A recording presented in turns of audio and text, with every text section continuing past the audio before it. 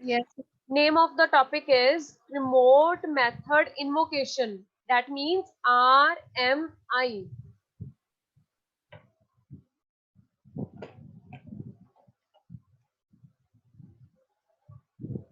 So RMI, which stands for remote method invocation, is an API. What is the full form of API? Application Program Interface. Okay. है क्या चीज API Jashan? Set of rules, instructions. Good. RMI means remote method invocation is a API. मतलब set of rules, set of protocols, set of standards that provides a mechanism to create a distributed applications in Java. तो वो कह रहा है कि RMI एक ऐसा API है, set of rules है, standards है, जो आपको एक framework, एक प्लेटफॉर्म, एक मैकेनिज्म प्रोवाइड करता है जिसपे आप डिस्ट्रीब्यूटेड एप्लीकेशंस को डिजाइन करोगे जावा में. Now tell me what do you mean by distributed applications? Distributed applications क्या चीज है?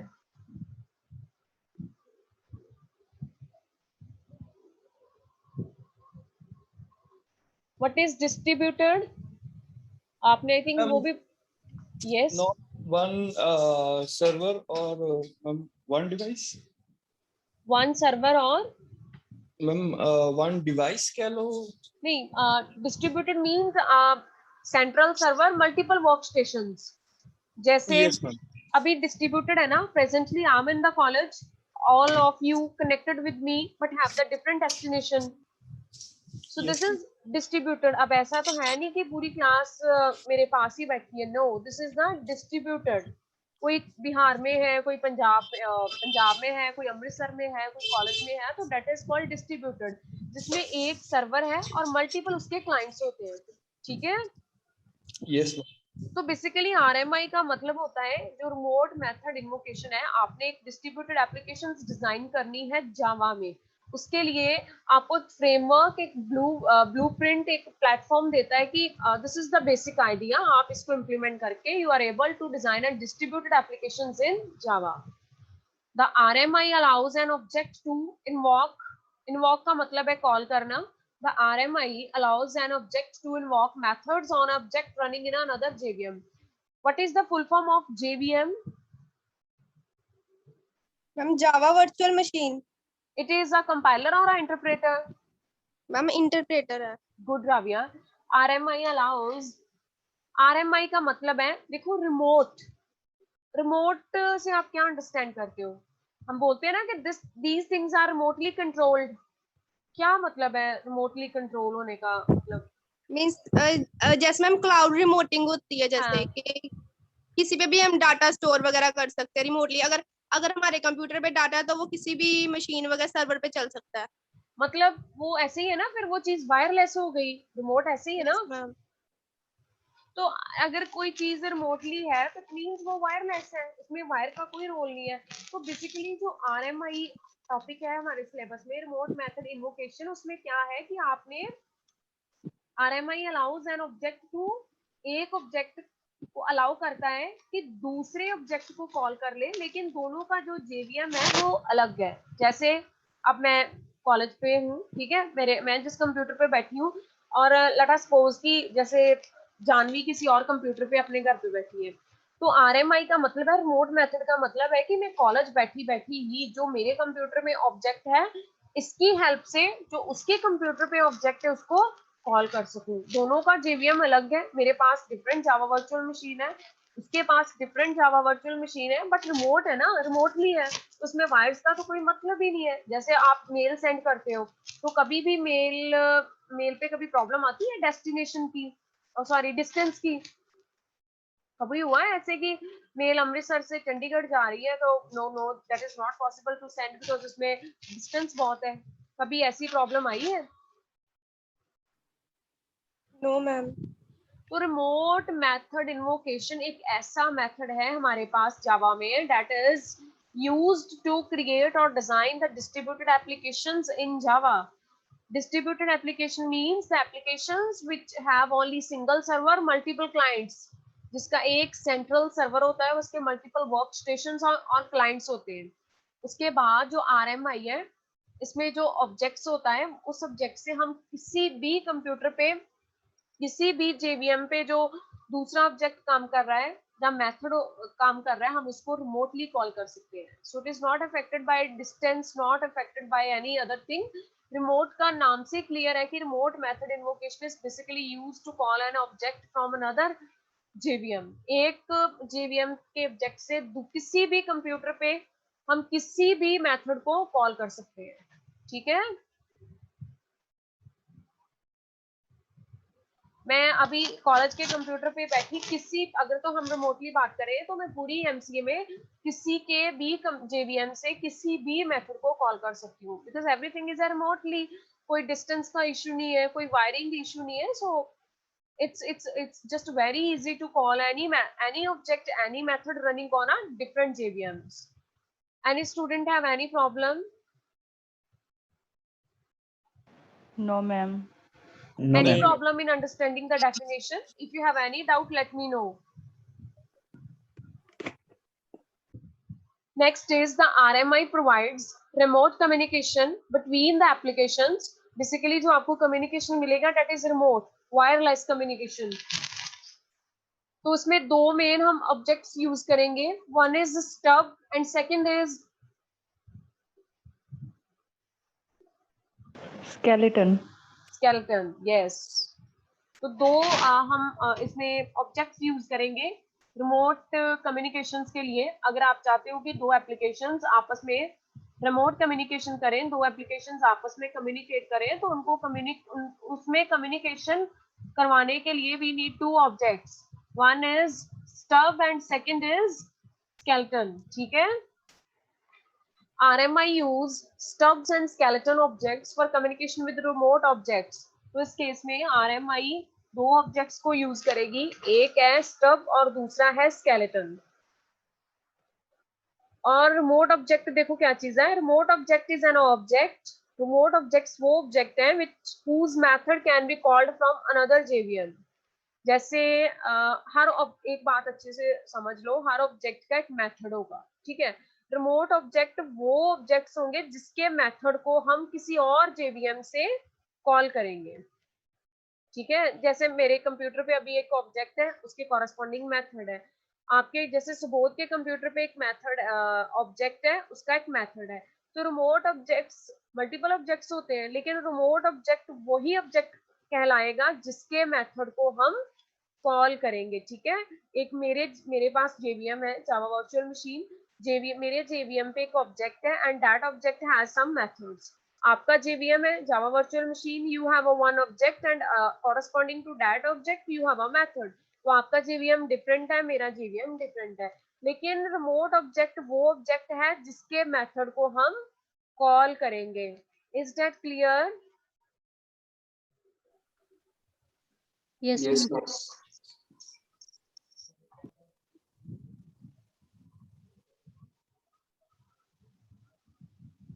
रावी इसको पढ़ो उस स्टेप को. Yes, ma'am.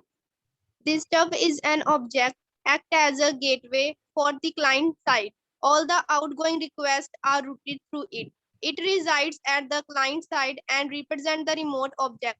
When the caller invokes method on the sub object, it does the following task. एक It second रुको. initiates a connection with remote virtual machine, that is JVM. Second, it writes and transits the parameter to the remote virtual machine. Third, it waits for the result. Fourth, it reads the return value or exception, and it finally returns the value to the caller. तो stub basically stub object is only for a client side. जो stub है वो सिर्फ client के लिए, not for a server. ठीक है, clear सबको? तो स्टब वो ऑब्जेक्ट है जो एक गेटवे की तरह काम करेगा, लेकिन फॉर अ क्लाइंट ओनली.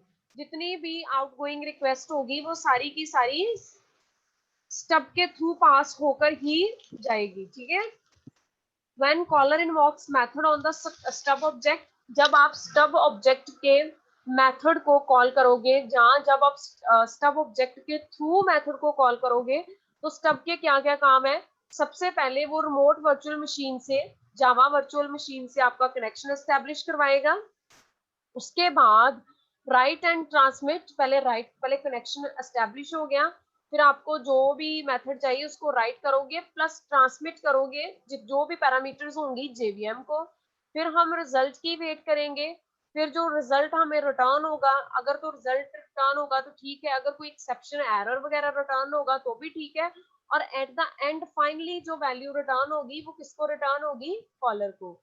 तो स्टब क्या है? एक होता है कॉलर, एक होता है कॉलिंग। कॉलर जो कॉल कर रहा है, कॉलिंग मीन्स जिसको हम कॉल कर रहे हैं।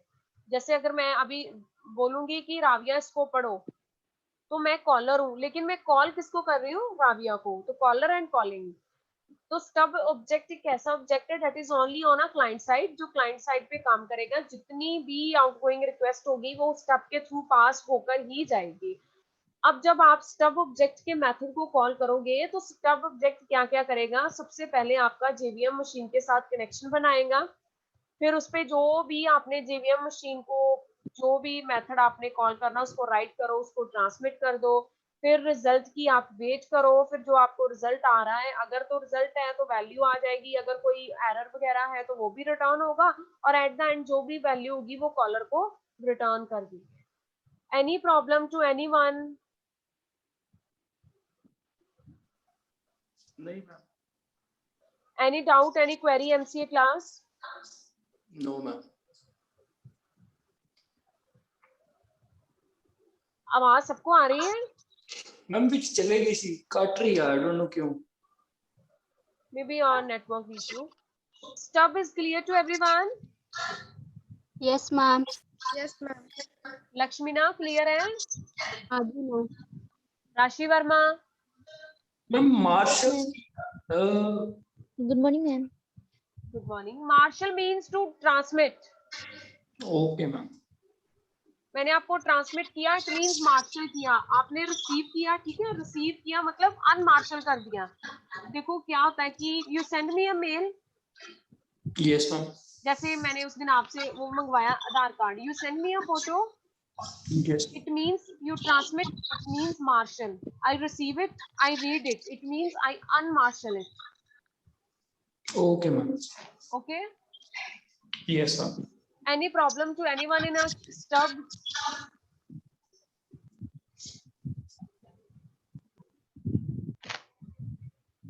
Just a wait class, just a wait.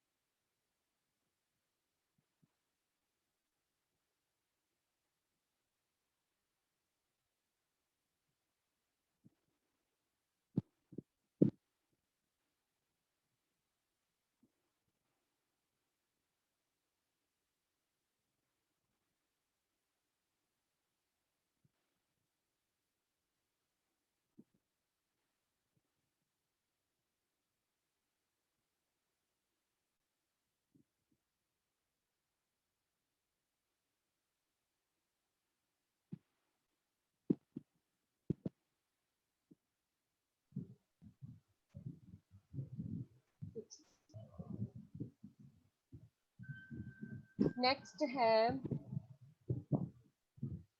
next is skeleton. जशन इसको पढ़ो। The skeleton is an object act as a gateway for the server-side object. All the incoming requests are routed through it. When the skeleton receives the incoming request, it does the following task. बस बस बस बस। देखो जो stub था, stub is an object act as a gateway for. Stub किसके लिए get act as a gateway for? Client. Client side. Whereas a skeleton is also an object which acts as a gateway for server side. तो stub client side के लिए है और skeleton किसके लिए है? सर्वर साइड के। क्लाइंट है, स्टब के केस में क्लाइंट है, तो क्लाइंट हमेशा रिक्वेस्ट सेंड करता है और सर्वर क्या करता है? जो भी रिक्वेस्ट क्लाइंट ने सेंड की उसको रिसीव करेगा और रीड करेगा। ऐसे ही है ना?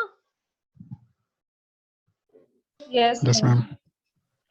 तो skeleton basically for server side. और जितनी देखो, लेट अस सपोज कि आप स्टब्स हो और मैं स्केलेटन हूँ।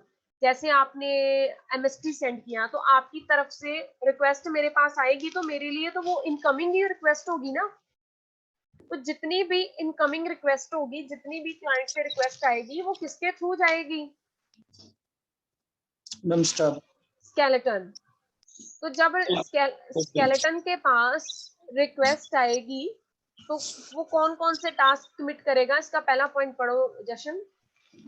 It reads the parameter for the remote method. जो रिमोट मेथड के लिए आपने जो भी पैरामीटर पास की है, वो सारी की सारी पैरामीटर्स को रीड करेगा। पैरामीटर मींस आपने क्या मैसेज पास किया है, किस ऑब्जेक्ट के मेथड को आप कॉल करवाना चाहते हो, वो सारा। Next. It invokes the method on the actual remote object. और जो एक्चुअल जो ओरिजिनल वाला रिमोट ऑब्जेक्ट है ना, उसका जो मेथड है उसको कॉल करेगा। ऐसे नहीं कि फेक मेथड को, जहाँ वो मेथड, जहाँ आप उस ऑब्जेक्ट को कॉल करी जा रहे हो जिसपे मेथड ही नहीं एग्जिस्ट कर रहा है, ऐसा नहीं है। जिस भी ऑब्जेक्ट को आप कॉल करोगे उसके पास एग्जैक्ट मेथड होगा। Next. And it writes and transmits the result to the caller. देखो, कॉलर का काम है रिक्वेस्ट सेंड करना। अब जो रिक्वेस्ट कॉलर सेंड कर रहा है उसको रीड करना, उसको प्रोसेस करना, रिस्पॉन्स में उसको कन्वर्ट करना और रिस्पॉन्स फॉरवर्ड करना कॉलर तक, वो किसकी रिस्पॉन्सिबिलिटी है? स्केलेटन की। Next. In the Java 2, SDK and stub protocol was introduced that eliminates the need for skeletons. अब जो जावा 2 में SDK है, उसमें सॉफ्टवेयर डेवलपमेंट किट होगी जो, उसमें स्टब ही ऐसे बना दिया है कि स्केलेटन की जरूरत ही नहीं है। मतलब स्टब में ही दोनों फीचर्स आ गए, स्टब ही क्लाइंट साइड होगा और स्टब ही सर्वर साइड होगा। ठीक है। Yes ma'am. अब देखो अच्छे से सुनो मेरी बात। दो, हम क्या बोल रहे हैं कि रिमोट है ना, रिमोट से दो एप्लीकेशंस कनेक्ट करनी है, तो डेफिनेटली एक सेंडर होगा और दूसरा कौन होगा उसमें? Receiver. रिसीवर। Receiver. कभी ऐसा तो है नहीं कि मैंने फोन लगा लिया और मैं खुद से बातें कर रही हूँ। अगर आप किसी के साथ कम्युनिकेट करना चाहते हो तो एक पर्सन बोल रहा है तो सेकंड इज लिसनिंग। एक सेकंड।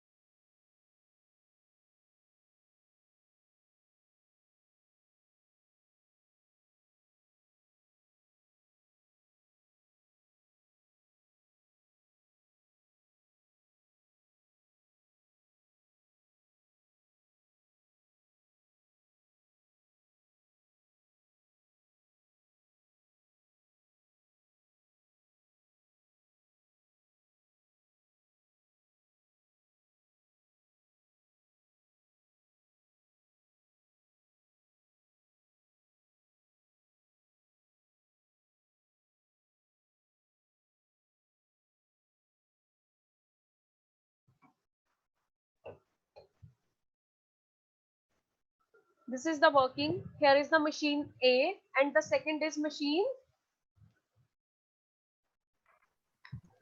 B. B. मतलब इसमें why you are taking so time to think? First machine कौन सी है?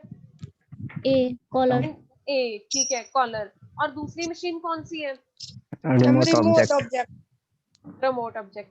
मैंने आपको अभी बताया कि जैसे मैं, ठीक है, मैं जैसे उसको कॉल कर रही हूँ राविया को, ठीक है, कॉल मैं कर रही हूँ ना, Yes, ma'am.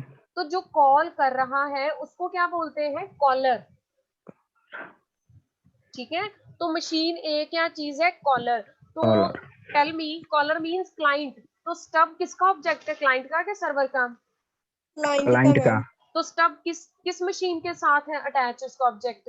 Caller machine A के साथ. मशीन ए के साथ, बिकॉज मशीन ए कॉलर है, मतलब क्लाइंट है उस. और दोनों में जो दोनों मशीन में आपस में कम्युनिकेशन, अब रिमोट है तो वायर्स तो चाहिए नहीं, लेकिन दोनों मशीन्स में कम्युनिकेशन कौन एस्टेब्लिश करेगा? Internet. इंटरनेट. वायरलेस है ना, तो इंटरनेट Yes, वायरलेस है. तो दूसरी मशीन बी पे रिमोट ऑब्जेक्ट्स हैं. इसका मतलब है अब जो इसमें रिमोट ऑब्जेक्ट है, मैंने उसके मेथड को कॉल करना है. इसका मतलब है कि अगर मशीन एक क्लाइंट है तो डेफिनेटली मशीन बी क्या होगी? Server ma'am. receiver. सर्वर. और Server. स्केलेटन किसका ऑब्जेक्ट है? क्लाइंट का कि सर्वर का? Server सर्वर का. साइड का. ठीक है, तो मशीन एक कॉलर है. Caller means client. मैं अपनी रिक्वेस्ट सेंड करूंगी, मैं स्टब को यूज करूंगी बिकॉज मैं क्लाइंट हूं, तो स्टब क्लाइंट साइड ऑब्जेक्ट है. अब दो मशीन्स क्लाइंट और सर्वर में, अब रिमोट है तो रिमोट में डेफिनेटली जो वायर्स है वो तो होगी नहीं, तो दो मशीन्स आपस में कैसे बातें करेंगी? जैसे आपने मेरे को मेल सेंड की या मैं आपको व्हाट्सएप में कोई मैसेज करती हूँ, तो उसको उसमें वायर तो है नहीं, तो फिर कैसे होता है? वाया इंटरनेट ना. Yes, ma'am. Internet के ऐसे साथ. ही मशीन बी है जो सर्वर है, तो आपको पता है कि स्टब अगर क्लाइंट का है तो स्केलेटन किसका ऑब्जेक्ट है? सर्वर का. Server का. अब कॉलर किसके ऑब्जेक्ट्स को कॉल कर रहा है? रिमोट ऑब्जेक्ट्स के मेथड्स को. ठीक है. Yes, ma'am. Anyone ma'am. Have any problem in this diagram? No, ma'am. No, ma'am. Understanding the requirements for the distributed application. Jhanvi, आवाज आ रही है? Yes, ma'am. पढ़ो इसको. If any application perform these tasks, it can be distributed application. अब वो बता रहा है कि नीचे जो 4 पॉइंट्स लिखे हैं, अगर इन चारों पॉइंट्स में से कोई 4, मतलब जो 4 पॉइंट्स हैं, अगर कोई एप्लीकेशन जो 4 पॉइंट्स फॉलो करती है तो इसका मतलब है वो डिस्ट्रीब्यूटेड एप्लीकेशन है. पहला पॉइंट बोलो कौन सा है? The application need to locate the remote method. तो एप्लीकेशन में सबसे पहले क्या चाहिए? Remote method. दूसरा, It need to provide the communication with the remote objects. अब डेफिनेटली अगर उसके पास रिमोट मेथड्स हैं तो इसका मतलब उसके पास रिमोट ऑब्जेक्ट्स होंगे. अगर रिमोट ऑब्जेक्ट्स हैं तो इसका मतलब उसके पास रिमोट मेथड्स होंगे. तीसरा, The application need to load the class definition for the objects. जैसे हम C++ में जो फंक्शंस होते हैं उसके रिगार्डिंग हेडर फाइल्स इंपोर्ट करते हैं ना, वैसे ही जो ऑब्जेक्ट्स आप कॉल करोगे उसके रिगार्डिंग आप क्लास डेफिनेशंस को लोड करोगे. Next, The RMI application have all these features, so it is called the distributed application. अगर तो आपकी किसी भी एप्लीकेशन में RMI की रिमोट मेथड इन्वोकेशन की किसी भी एप्लीकेशन में रिमोट मेथड्स हैं, रिमोट ऑब्जेक्ट्स हैं, उन्हीं ऑब्जेक्ट्स के कॉरेस्पॉन्डिंग क्लास डेफिनेशन है, तो आप उसको क्या बोलोगे? Distributed applications. अगर वो जो तीनों प्रॉपर्टीज को सेटिस्फाई कर रहा है तो that is called not a normal applications, they are called as distributed application. Is that clear to everyone? Yes, ma'am. सबको क्लियर है, boys and girls? Yes, ma'am. Yes, ma'am. Good. Mohammad Saif, तुम class में हो? Yes, ma'am. विवेक के क्या problem है? ना विवेक message read कर रहा है, ना ही वो कॉल पिक कर रहा है. क्या प्रॉब्लम है उसकी? पता नहीं मैम, मैंने भी कॉल किया था, नहीं उठाया उसने. हाँ, उसको बोलो नहीं तो मेरे से बात करे. Okay ma'am. एग्जाम में भी वो शायद एब्सेंट था मैम. ना कोई उसने एमएसटी दिया, ना कोई असाइनमेंट, वो बिल्कुल रिस्पॉन्ड नहीं कर रहा. विवेक कुमार, एक second.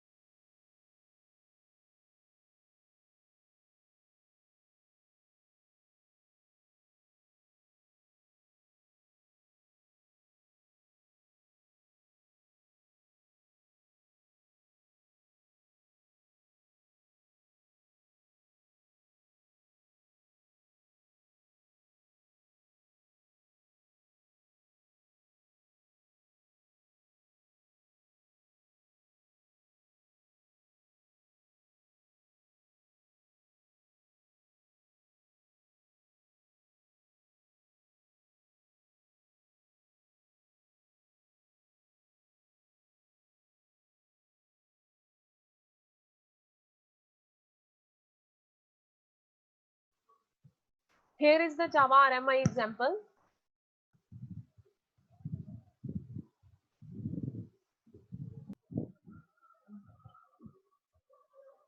So we have a 6 steps to write the RMI program. दीक्षा आवाज आ रही है? Yes ma'am. पढ़ो इसको, एक एक करके पढ़ना, पहले फर्स्ट स्टेप हम उसको डिस्कस करेंगे, देन सेकंड स्टेप, ठीक है?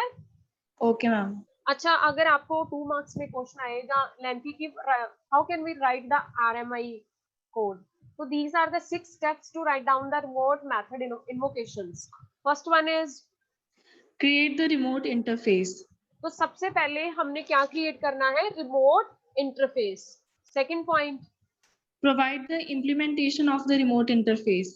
Listen to me very carefully. सबसे पहले हम रिमोट इंटरफेस क्रिएट करेंगे, फिर हम जो रिमोट इंटरफेस फर्स्ट स्टेप में क्रिएट कर चुके हैं उसको क्या करेंगे? इम्प्लीमेंट करेंगे। Okay, yes ma'am. Compile the implementation class and create the stub and skeleton objects using RMIC tool. पहले रिमोट इंटरफेस क्रिएट हो गया, रिमोट इंटरफेस इंप्लीमेंट हो गया, अब हम कंपाइल करेंगे इम्प्लीमेंटेशन क्लास को, ठीक है?